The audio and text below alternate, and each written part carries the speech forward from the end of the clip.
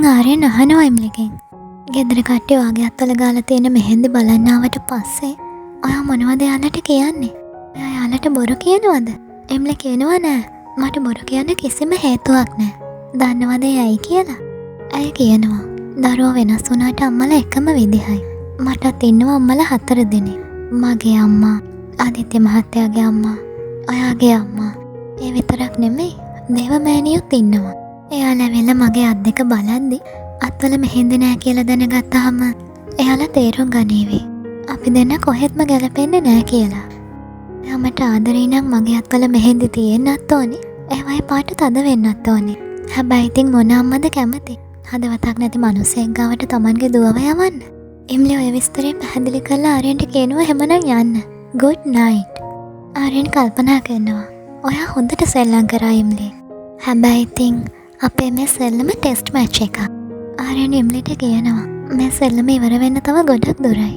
ඕනම වෙලාවක මේක ජයග්‍රහණය අනිත් පැත්තට හැරෙන්න පුළුවන් කියලා කියනවා.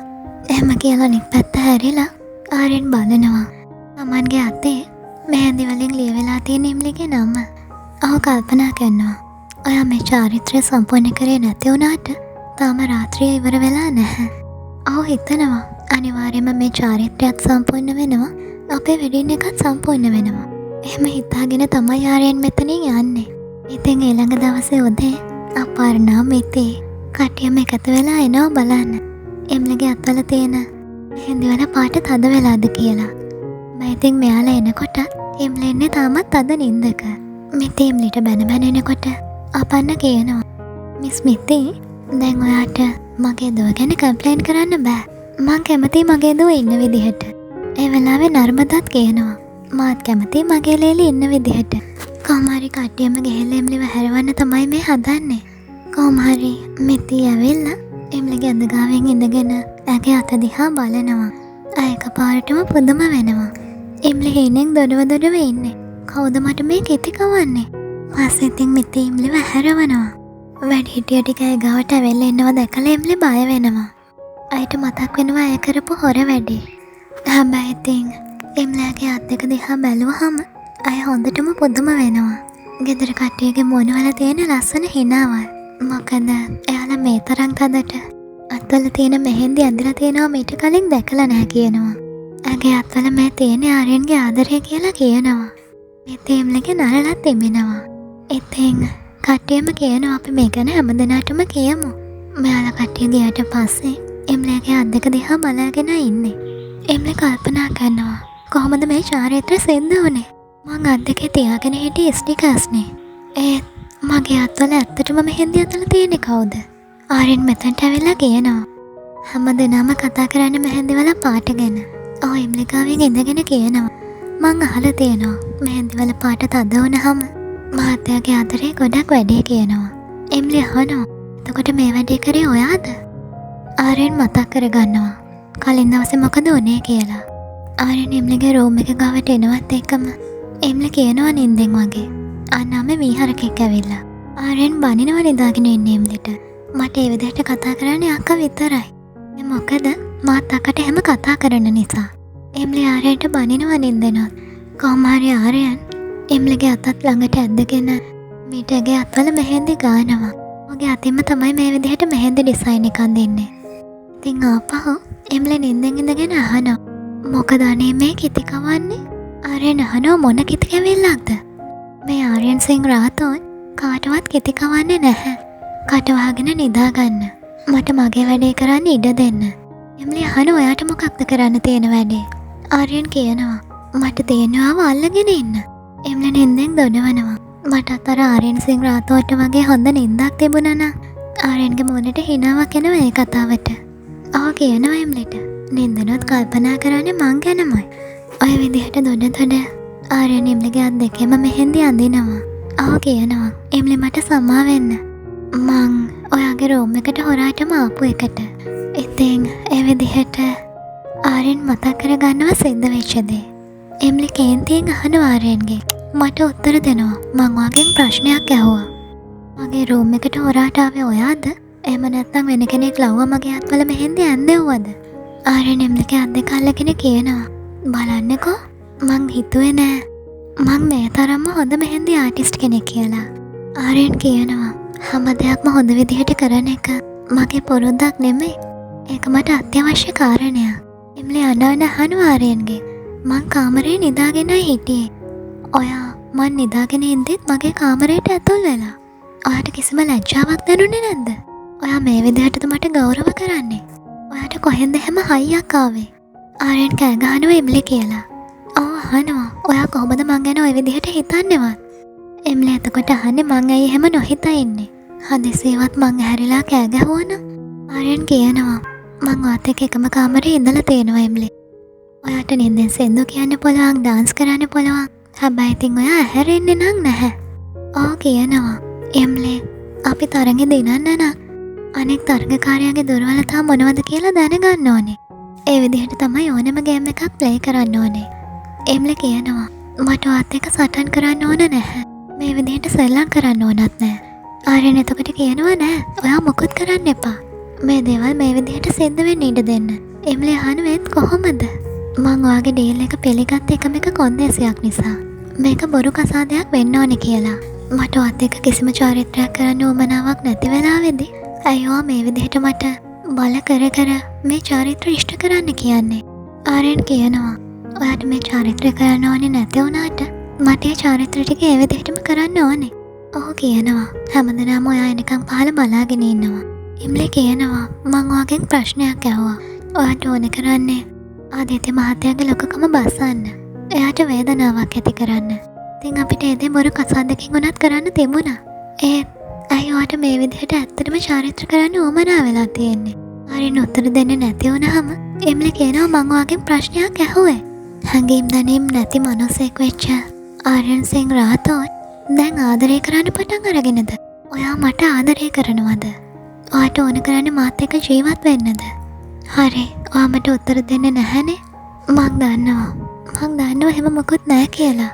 අද වෙනකන් මාව යාළුවෙක් කියලාවත් පිළිගන්න බැරි වෙච්ච මනුස්සයාගේ හිතේ මං ගැන වෙන හැඟීමක් ඇති වෙන්නේ කොහොමද? අනික ඉතින් ඔයාගේ හිතේ හැඟීමක් ඇති වුණත් ඇති වෙන්නේ මනුස්සයෙක් ගැන. එහෙම නැතුව ඉත්තු ගැන නෙමෙයි. එම්ලි කියන මේ කතාවලට ආරයන් අතගොලි කරගන්නවා. ඒ ඔහොම පාලනය කරගන්න ඕන නිසා. එම්ලි කියනවා මං නිකන් ඉත්තෙක් විතරයි. මං ආරයන් සිං රාතෝඩ්ගේ පලිය ගන්න කැප වෙච්ච ඉත්තේ. මම තමයි ආදිත්‍ය කුමාර් ත්‍රිපාඨිට විරුද්ධ වෙන්න ලොකුම ආයුධය. මේ හැම දෙයකම තේරුම ඔයා මාව පාවිච්චි කරා කියන එක නේද?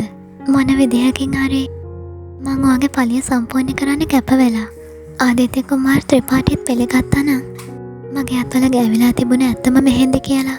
ඇයි ඔයා මේ මගේ අත්වල ආපහු මෙහෙන්දි ගෑවේ? එහෙම කළා මොනවද බලාපොරොත්තු වෙන්නේ? එම්ලි අඬන්න කියනවා මට ඇත්ත කියන්න. ඔව් ආරයන්ගේ පපුවට ගහගෙනත් යනවා. ඒත් ආරයන් මොකොත් කියන්නේ නැති නිසා එම්ලි කියනවා අයි මේ විදිහට පිළිමයක් වගේ බලාගෙන ඉන්නේ. මට කියන්න අයියෝ බොරු කිව්වේ කියලා. මේ තරම් පිරිසිදු චාරිත්‍ර මං කවදාවත් ඔයා වගේ බොරුකාරයෙක් එක්ක කරන්නේ නැහැ. කවදාවත් නැහැ. අයියෝ මේ විදිහට මාව රවට්ටන්නේ. එම්ලි ආපහු ආරයන්ට ගහ අහනවා. දිගින් දිගටම අහනවා. ආරයන් කල්පනා කරනවා ඔයා මේ වෙනකොටත් තීරණය කළා ඉවරයි මං ඔයාව පාවිච්චි කරනවා කියලා. මට ඔයාගෙන් කිසිම වැඩක් නැහැ කියලා ඔයා තීරණය කළා ඉවරයි. ඒ නිසා ඒ හොඳටම ඇති. මට ඕනේ නම් මට දිගටම ගහන්න. මාත් එක්ක රණ්ඩු කරන්න. මට වෛර කරන්න. හැබැයි මාත් එක්කම ඉන්න. ඔයා මාත් එක්ක ෆයිට් කරනවා කියන්නේ ඔයා තව ශක්තිමත් වෙනවා කියන එක. මට බෑ ඔයාට දුර්වල වෙන්න ඉඩ දෙන්න. එම්ලි කියනවා හරි. මට මෙන්න මේ ප්‍රශ්නෙට විතරක් උත්තරයක් දෙන්න. ඇයි ඔයා මට මෙහෙම කරන්නේ? ආරයන් කියනවා ඒ මගේ පලිය නිසා. ඒක තාමත් සම්පූර්ණ වුණේ නෑ එම්ලි. මං තාමත් ආදිත්‍ය කුමාර් ත්‍රිපාඨිගේ ඇස්වල දකින්නවා. ඔයා ගැන බලාපොරොත්තුවක්. ඔයා මේ චාරිත්‍ර සම්පූර්ණ කරන්නේ නැති වෙයි කියලා බලාපොරොත්තුවක් එයාගේ ඇස්වල තියෙනවා. ආපහු ඔයා යාගාවට එයි කියලා හිතනවා එයා. ආදිත්‍ය කුමාර් ත්‍රිපාඨිගේ ජීවිතේ ඒ බලාපොරොත්තුව කවදාවත් ඉෂ්ට වෙන්නේ නැහැ කියලා එයා විශ්වාස කරන තාක්කල් මගේ පලිය සම්පූර්ණ වෙන්නේ නැහැ එම්ලි. මං ඔයාට කලින් කිව්වා වගේ ජයග්‍රහණය කියන්නේ මගේ පුරුද්දක් නෙමෙයි. ඒක මට අත්‍යවශ්‍ය දෙයක්. මං කොහෙත් මේ මනුස්සයට පරාද වෙන්නේ නැහැ. මේ හැම චාරිත්‍රයක්ම මං ඇත්තට කරනවා වගේම මගේ කසාදය ඇත්තටම සිද්ධ වෙනවා එම්ලි. මාව පරාද කරන්න ඔයාගේ මොන උත්සාහයන් එකකින්වත් වැඩක් වෙන්නේ නැහැ එම්ලි. ඒක මතක තියාගන්න කියලා ආරයන් මෙතනින් යනවා. එම්ලි ආරයන්ට බැන තනියම දොඩවනවා. හරි එහෙනම් මගේ දෛවය මමම වෙනස් කරගන්න. ඇය කල්පනා කරනවා. දැන් ඇඩුව හොඳටම ඇති එම්ලි. මේ බොරුව ඇත්තක් වෙන්න කලින් මොන හරි දෙයක් කරන්න ඕනේ. ඒ අතරේදී ගෙදර කට්ටිය කතා වෙන්නේ එම්ලිගේ අත්වල ගෑවිලා තියෙන මෙහෙන්දි ගැන. ආදිත්‍යත් ඒ කතා බහ අහගෙන ඉන්නේ. ආදිත්‍ය එම්ලිව මන ගහලා ඒ කතාව කියනවා. ඔයාගේ අත්වල මෙහෙන්දි තද පාටින් ඇඳිලාලු නේද? ඇගේම වල්ල වලට තුවාල කරගත්තු අත් දෙකක් තියාගෙන එම්ලි කියනවා. ඔයා දකින්න ඇතිනේ මෙහෙන්දි ඩිසයින් එක. මං ඊයේම පෙන්නුවනේ ඔයාලට. දෙන්නට දෙන්න ආගිය කරගෙන එම්ලි මෙතනින් යනවා. ආදිත්‍ය අහනවා. ඔයාගේ මහලක ආර්යන් සිං රාතෝයි කවදා හරි ඔයාට ගරු කරලා තියෙනවද? එම්ලිට මතක් වෙනවා. ආර්යන් හැම වෙලාවෙම එම්ලි වෙනුවෙන් පෙනී හිටපු විදිහ. ආදිත්‍ය අපව අහනවා. ආර්යන් සිං රාතෝයි ඔයාට සමානව සලකලා තියෙනවද? එම්ලිට මතක් වෙනවා. අහෝ අයට CEO පුටුව දීපු හැටි. ඔෆිස් එකට ගිහිල්ලා වැඩ කරන්න කියලා කියපු හැටි. ඉතින් අපන්න කියනවා මෙතේට එම්ලගේ අම්මා විදිහට මනමාලයාගේ පවුලේ කට්ටියට තෑගි දෙන්න කියලා. අය නෝට්ටු දාපු එන්විලොප්ස් ටික මෙතීගේ අත් දෙකට දෙනවා. මෙතී මුලින්ම මේ එක එන්විලොප් එකක් ආර්යන්ගේ අම්මට ඊටත් පස්සේ අර ආන්ටිටත් දෙනවා. හැබැයි ඉතින් මේ නීලා ආන්ටි එම්ලගේ අම්මට අපහාස කරන්න මේක අවස්ථාවක් කරගන්නවා. ඇය එන්විලොප් එක දිගහැරලා බලලා ඒක තියෙන ගාන ගණන් කරලා කියනවා. බලන්නකෝ ගොඩියා. මට කවුරුවත්ම කිව්වේ නෑනේ. මේ 500 නෝට්ටුව තාම වළංගුයි කියලා. ගොඩියා කියනවා. අය තමන්ගේ ඩ්‍රයිවර්ට ටිප් එකටත් දෙනවා රුපියල් 2000ක්. නීලා ආන්ටි කියනවා. මං නම් ඔය ඩවුරි වලට විරුද්ධ මනුස්සයෙක්. හැබැයි ඉතින් ඔයාට තිබුණා නේද? මං නර්මදාගේ අක්කා කෙනෙක් කියලාවත් හිතලා මට ටිකක් ගෞරව කරන්න. ඇය මෙතීට ගොඩාක් දේවල් කියනවා. මෙතී ඒ වෙලාවේදී ඇගේ ඇඟිල්ල දාලා තියෙන රින් එක ගලවලා දෙන්නයි හදන්නේ. හැබැයි අර්පිතා ඇවිල්ලා නවත්තනවා ඒව. අය අහනවා ආන්ටි මේ මොකද කරන්නේ? එහෙම අවශ්‍යතාවයක් නැහැ. ගෞරවය කියන දේ ලැබෙන්නේ ආදරය නිසා මිසක් සල්ලි වලින් නෙමෙයි. ඒ නිසා ඇගේ මත ආපහු දාගන්න කියනවා. ආපහු නීලා ආන්ටි කියනවා මගේ මේ රත්තරන් දත්ත යා මේ ගලවන්න හදපු රින් එකට වැඩිය වටිනවා. කොහොම හරි නර්මදා ඇවිල්ලා කියනවා. එම්ලගේ පැත්තෙන් අපිට තෑගි ගොඩක් හම්බ වුණා. ගොඩක් ආභරණ, රෙදි, සාරි ඒ හැමදේම මෙයාලා දුන්නා. හැබැයි ඉතින් අපිට අඩුපාඩුවකට තිබුණේ හොඳ ලේලියා. ඒ තෑගිවල බරයි එම්ලිගේ බරයි බැලුවට පස්සේ මගේ එම්ලි හැම අතින් මේ තෑගිවලට වැඩිය වටිනවා. ඒ නිසා මං ඒ තෑගි ආපහු ඇව්වා. පාලි නිශාන්ත්ගෙන් අහනවා මේ බ්ලූ ආන්ටි නිසා අපිට කෙනෙක්ව මතක් වෙනව නේද නිෂු? පස්සේ ඉතින් මෙතනින් ආර්යන්ගේ ආන්ටි යනවා. නර්මදා එම්ලිගේ පවුලේ කට්ටියගෙන් අය වෙනුවෙන් සමාව ඉල්ලනවා. ඇමතිව වැළඳ ගන්නවා. ඒ අතරදී ආර්යන එම්ලි දෙන්න සංගීත උත්සවයට ලෑස්ති වෙලා යන අතරතුරේදී දෙන්නට දෙන්න දිහා බලාගෙන නවතිනවා. ආර්යන එම්ලිට කියනවා අය ගොඩක් ලස්සනයි කියලා. එම්ලි අහනවා එතකොට මගේ මෙහෙන්දි? ආර්යන්ට මතක් වෙනවා එම්ලිගේ අත්වල තිබුණු ආර්යන්ගේ නම මකා ගත්ත විදිහ. අය කියනවා මගේ ජීවිතේනොත් ඔයාගේ නම මකා ගන්නවා. ඒ වෙලාවේදී ආර්යන් ඇදලා ගන්නවා එම්ලිව ළඟට. අත් දෙකත් අල්ල ගන්නවා. ආර්යන් අහනවා එම්ලිගෙන් මෙහෙම කරා කියලා ඔයාට මොනවද හම්බ වෙන්නේ? එම්ලි උත්තර දෙනවා හිතේ නිදහස. ආර්යන් කියනවා එම්ලිට ඔයාට ඕන දෙයක් කරන්න එම්ලි. ඔයාට ඕනේ නම් අහස තියෙන තරු ටික අයින් කරන්න. ඔයාට අලුත් කතාවක් ලියන්න ඕනේ නම් ඔයාගේ අතීතෙන් එළියට එන්න ඕනේ. හැබැයි එතනදී මාව අයින් කරන්න උත්සාහ කරන්න එපා. ඒකෙන් සිද්ධ වෙන්නේ ආම විනාශ වෙන එක. ඒ වගේම මතක තියාගන්න මට අයිති වෙන්න ඕන දෙයක් තියෙනවා නම් මං කොහෙත්ම මගේ අයිතිය නැති කරගන්නේ නැහැ. ආර්යන් එම්ලිගේ අත දෙක අතාරින්නේ නැති නිසා එම්ලි කරන්නේ ආර්යන්ගේ අත හපා ගන්න එක. ඉතින් නර්මදා ඇවිල්ලා කතා කරනවා මෙයාලට. එම්ලි කියනවා මං මෙතන. නර්මදා අහනවා ඔයාලා දෙන්න කොහෙද හිටියේ? මෙයාලා දෙන්න උත්තර දෙනවා. අපි ඉතින් කොහේ යන්නද? නර්මදා hina වෙලා කියනවා වෙඩින් එකෙන් පස්සේ ඔයාලා දෙන්න හනිමූන් එකට යන්න එපා. ආර්යන එම්ලි දෙන්න මූණට මූණ බලා ගන්නවා. නර්මදා කියනවා එහෙදි ඔයාලට තනියම කාලය ගත කරන්න පුළුවන්. දැන් ඉතින් ඔයාලා දෙන්න එනකන් හැමදෙනාම බලාගෙන ඉන්නවා. ඉතින් ආර්යන එම්ලි දෙන්නත් පටලවගෙන තමයි මෙතනට එන්නේ. මේ ඇවිල්ලා ඉන්න අමුත්ත ටික බලාගෙන හිටපු මොහොත.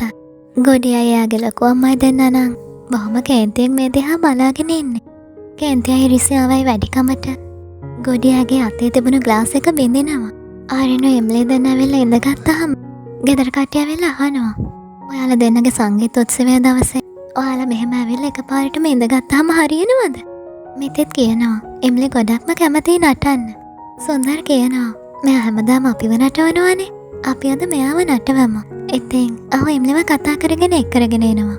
ඒ වෙලාවේදී මෙතේ හරිම හැඟීම්බර විදිහට එම්ල ඉස්සරහා සින්දුවක් කියනවා. ඇයට මුළු හදවතින්ම ආශිර්වාද කරනවා. ඇගේ අත් දෙක ඉඹෙනවා. මෙතේ විතරක් නෙමෙයි අපර්ණා, නර්මදා මෙයාලා දෙන්නත් සිං කරනවා.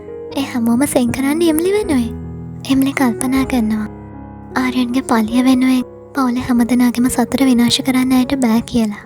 පස්සේ එම්ලි පවුලේ ඉන්න හැමදෙනාවම වැළඳ ගන්නවා. එම්ලි කල්පනා කරනවා මේ වෙලාවේ අය කොහොම හරි ආදිත්‍යගේ නිර්දෝෂීභාවය ඔප්පු කරන්න පුළුවන් වීඩියෝ එක හොයාගන්න ඕනේ කියලා. තවත් චාරිත්‍ර ඉෂ්ට කරන්න කලින් ඒ දේ කරන්න ඕනේ කියලා හිතනවා. ඇය හිතෙන් හිතන්නේ ආර්යන් සිං රාතෝඩ්ගේ එක සැලස්මක්වත් ඉෂ්ට වෙන්න මම ඉඩ තියන්නේ නෑ. මේ විවාහය සිද්ධ වෙන්න ඉඩ තියන්නෙත් නෑ.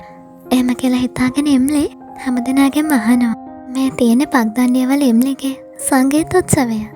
ඉතින් ඇයි එහෙමනම් මේ උත්සවය එම්ලිගේ ස්ටයිල් එකෙන් තියන්නේ නැතුව නගර මිනිස්සුන්ගේ ස්ටයිල් එකට තියන්නේ? අපි එම්ලිගේ ස්ටයිල් එකෙන් මොන හරි දෙයක් කරමුකෝ. අය කියනවා හරි එහෙමනම් සින්දුව යනකම් ඔයාලා ඩාන්ස් කරන්න ඕනේ. හැබැයි සින්දුව නතර කරපු ගමන් ඔයාලා හෙලවෙන්නවත් නැතුව ඉන්න ඕනේ. හෙලවනු කෙනා මේ ගේම් එකෙන් අවුට් වෙනවා. හැමදෙනාම එම්ලිගේ මේ අදහසට එකඟ වෙනවා. කට්ටිය එක එක විදිහට ඩාන්ස් කරන ගමන් ඉන්නේ. ආර්යනොත් එකතු වෙනවා. සින්දුව නතර කරපු ගමන් මෙයාලා ෆ්‍රීස් වෙලා වගේ ඉන්නවා. එම්ලි කියනවා හරි එහෙමනම් ඔයාලා මේ සෙල්ලම දිගටම කරගෙන ඉන්න. මම බලන්නම් කවුද හොර කරන්නේ කියලා. ඇය ගිහලා මොතන්ට පිටපස්සෙන් ඉඳ ගන්නවා. ගේම් එක ටික ටික ඉදිරියට කරගෙන යනකොට එම්ලි අනික් කට්ටියට හොරා මෙතනින් පැනලා යන්න තමයි මේ හදන්නේ. ආර්යන් පිටිපස්ස හැරිලා බලනකොට එම්ලි පේන්නේ නැහැ. බලමු ඊළඟට මොකද වෙන්නේ කියලා.